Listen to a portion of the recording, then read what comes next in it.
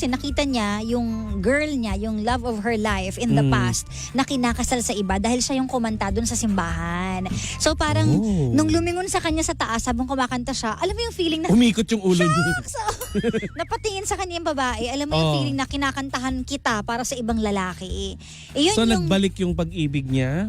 kasi matagal na siyang nagsisisi, hindi na siya pinatawad eh. Nung umiyak yung babae dahil inamin niya na nag-cheat siya, hindi na siya pinatawad. Di na siya binigyan ng second chance. Yan ang sinasabi natin. Yan. 'Di ba? Na nasa huli ang pagsisisi, lalo na kung alam mong Yes. mahal na mahal ka nung tao. 'Di ba? Oo. Masaya. Binayaran ka naman siguro diyan sa 'di ba? Sa pagkanta-kanta mo diyan, 'di ba? Nakakahiya yun na pagkatanggap ka ng TF. Tapos parang, eto po yung Ikaw, pagkanta niyo sa ex mo. ikaw dahil kumakanta ka Ay, naimbitahan na akong kumanta sa kasal ng ng ex ex ko. mo. Binayaran Oo. ka? Hindi ako nagpunta. Ay talaga, hindi ka Oo, hindi ako nagpunta. kasi parang- alam mo na ex mo yung kakantahan mo. Oh. Tahimik ka, 'di ba? Tigalgal ka na. Hindi. Ay, ayoko umuupo dito minsan. Kasi lagi, hindi, kasi nung time na yon, Kwento. I have to be careful.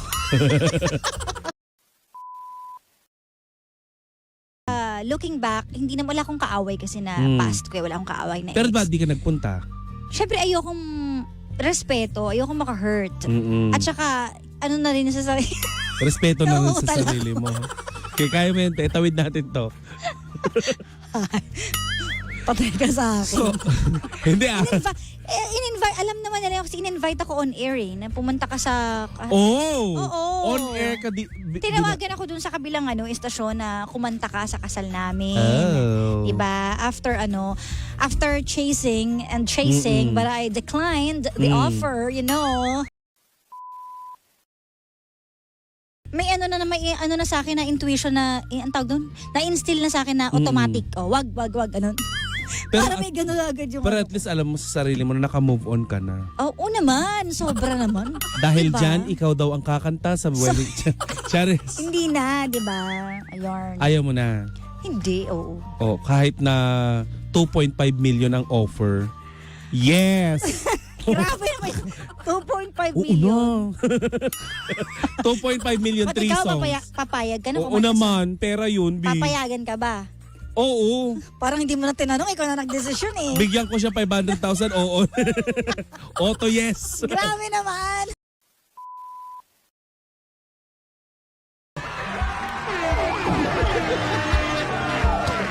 Eto na naman, dumating na naman yung papang smiling face. Despite of everything, dapat ngumiti tayo, di ba? In spite and despite of everything we go through every single day, masarap pa rin nakangiti tayo.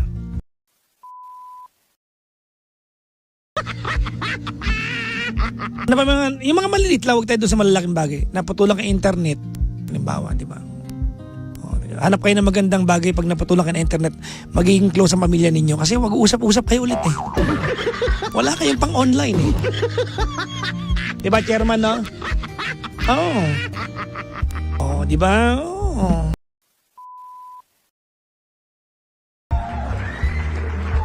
Kamusta maghapon ninyo? Ano bang ginawa ko maghapon? Nandito pala ako maghapon. Tapos kanina, dumating pala dito yung yung ating mga bossing from Energy FM pagka D9. So nag-dinner kami somewhere, no. Niyaya namin sila mag-dinner pero kami naman na kumain ng taga Maynila. Parang ginamit lang namin alibay sila para makaano kami. No? Parang unfair. It's unfair, ha?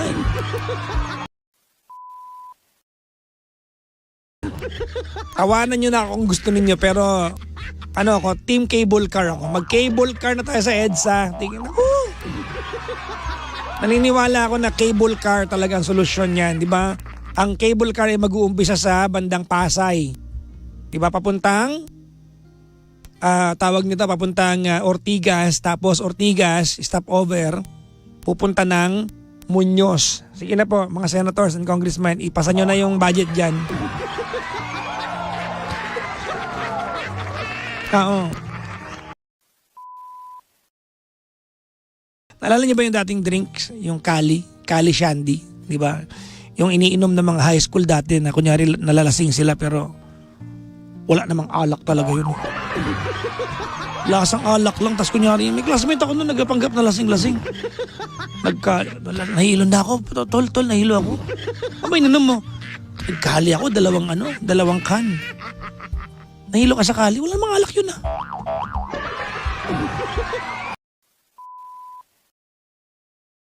Uy, nag-comment nanay ko. Alam mo sabi ng nanay ko? Hello, Papa Jackson. Hindi niya na ako tinatawag na anak. Naku, patay na ako nito. Hala ka ma! Patay na, o paktay na. Bilang kita mushroom. Ang takot na nanay ko sa mushroom. Pag pumunta mo sa, diba sa mga Korean store, ang daming mushroom doon. May maliliit, malalaki. May... Gusto niya yun. Lagi siya yung hot pot. Na-discover na nanay ko yung hot pot. Anak pa na ba yung hot pot? Eh di mainit na hot pot. Sabaw lang yan, bibili ka na may nakasasya niyan, di ba? Ayun na yung pinakakulo niya, tapos lalagay mo na yung gulay, ganun. Tapos nung nakaraan, pinicturean pa niya yung hot pot, piniinggit pa kami sa group chat. Ang sarap ng ulam ko, gumaganon pa talaga sa amin. Grabe yan na, ya. Mukhang magbabalikan na sila, no? Wow! Ano yung...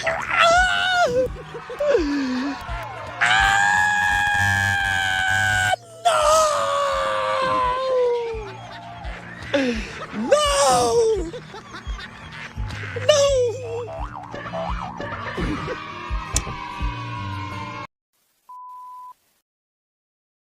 Sabi rito dumating na si Dan. Baka dumating si Dan, no? Hindi mo na sinare sa amin, no? Maggawa tayo eksena. Ano kaya nangyari? Siguro dumating nga si Dan, no? Baka magkalapit lang sila na dumating si Teacher Dan. Nakatakin! Uy, nakatak out! Di ko kaya! No!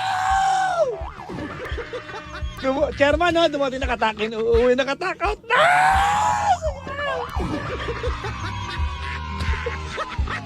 Para ikaw kinikilig. Ako nga, kinikilig.